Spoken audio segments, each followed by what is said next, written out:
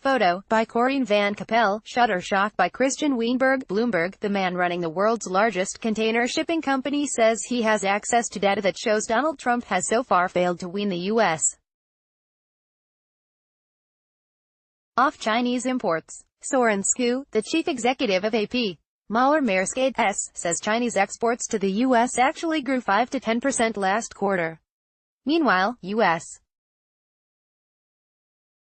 exports to China fell by 25 to 30%. It's an ironic development, Skou told reporters in Copenhagen on Wednesday. But after Trump has turned up the volume, the U.S. has only increased their imports from China even more. Related, Maersk warns trade war to hit container shipping. There are two reasons behind the development, Skou said. Firstly, the U.S. economy is doing well, so consumers there have more money to spend on imports, he said. Secondly, a lot of the really big U.S. companies are hoarding Chinese imports to buy as much as possible before tariffs kick in, he said. When we talk to our customers, we hear from many of them that they want to bring in a lot of goods before the end of the year, Skou said. Maersk transports about a fifth of the world's seaborne manufactured goods, so the company is in a unique position to gauge changes in global trade flows. Given Maersk's reliance on free trade, Skou hasn't shied away from criticizing Trump's tariffs in the past. Read more. Tariffs will hurt U.S. much more than rest of world. Maersk says part of the problem is that Trump is fighting an asymmetric battle, because China has a lot more clout than the U.S. when it comes to telling corporations how to act, Skou said.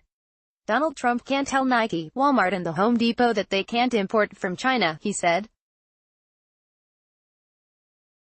So they will continue to import and will work on solutions, and they may be hit a bit on their margins. Meanwhile, the Chinese state-controlled companies don't need many signals from Beijing to lower their imports from the U.S., Skou said. The Maersk CEO also warned that China is having an easier time finding substitutes for U.S. products than the U.S. is in replacing Chinese imports. The large U.S.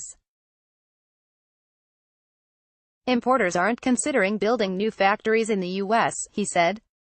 What they are considering is whether they can buy in Vietnam, Bangladesh or India. According to Skou, that should leave Trump with little choice but to strike a deal with China, which he says may come within the next quarters. But even if there's a trade deal between China and the U.S., Skou says Maersk will prepare for a lower trans-Pacific trade next year.